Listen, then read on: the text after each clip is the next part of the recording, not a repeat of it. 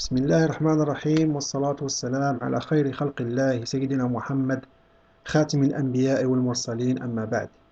يسعدني أنا الأستاذ بن حمو فتح الدين أن ألقاكم بعد انقطاع طويل عن الدراسة، وبهذه المناسبة لا يفوتني إلا أن أقدم تهاني الخالصة لطلبة السنة الثانية جدع مشترك حقوق بالمركز الجامعي مغنية. كما لا يسعني في هذا المقام سوى أن أعبر عن تمنياتي الخالصة بمزيد من النجاح بمناسبة الدخول الجامعي بعنوان السنة الدراسية 2020-2021. بدون إطالة سوف أقدم لكم على بركة الله أول محاضرة متعلقة بمقياس المصطلحات القانونية، ولكن قبل ذلك بودي أن يعلم طلبتنا الأعزاء أنني اخترت مقياس الالتزامات حتى يتم تأطيركم بما يقابله باللغة الأجنبية، وذلك سعيا منا أن يطلع الطالب على مختلف المصطلحات القانونية الفرنسية المتعلقة بذات المقياس. يتم تصنيف الالتزامات إما على أساس الغاية أو الهدف، وإما على أساس طبيعة الالتزام. أما على أساس الغاية والهدف فنجد la classification selon l'objet de l'obligation، وهنا نجد إما الالتزام بالقيام بعمل وهو ما يعرف ب les obligations de faire، وإما الالتزام عن الامتناع عن القيام بعمل وهو ما يعرف ب les obligations de ne pas faire، وإما الالتزام بإعطاء شيء وهو ما يعرف ب les obligations de donner. أما إذا قمنا بتصنيف الالتزام على أساس طبيعته أي على أساس طبيعة الالتزام فنجد la classification selon la nature de l'obligation، أن تصنيف الالتزام على أساس طبيعته نجد الالتزام بتحقيق نتيجة أو الالتزام ببذل عناية. وعن هذا الأخير نجد l'obligation de moyens se définit comme l'obligation en vertu de laquelle un débiteur n'est pas tenu d'un résultat précis. Contrairement à l'obligation de résultat, qui est au contraire d'une obligation en vertu de laquelle le débiteur est tenu d'atteindre un résultat précis.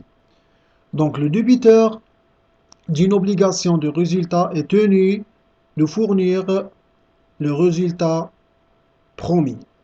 Le débiteur d'une obligation de moyens est tenu d'apporter à l'exécution de sa présentation la prudence et la diligence d'une personne raisonnable de même qualité placée dans la même situation.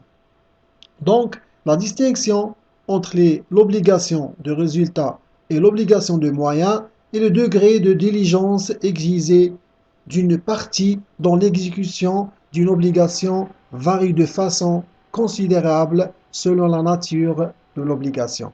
Parfois, une partie n'est liée que par une obligation de moyens. Cette partie doit alors déployer tous les efforts qu'une personne de même qualité déploierait dans les mêmes circonstances, mais elle ne se garantit pas des résultats spécifiques.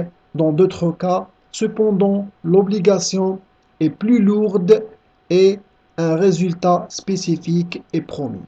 La distinction entre une obligation de résultat et une obligation de moyens correspond à 2 degrés, fréquents et typiques d'intensité dans la prise en charge d'une obligation contractuelle sans toutefois couvrir toutes les situations possibles.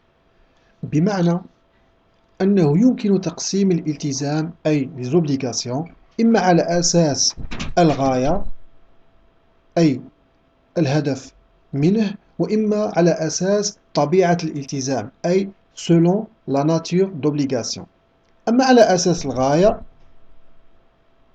فنجد الالتزام بفعل أي une obligation de faire، ou bien الالتزام بالامتناع عن العمل وهو ما يشار إليه ب une obligation de ne pas faire، ou bien الالتزام بشيء.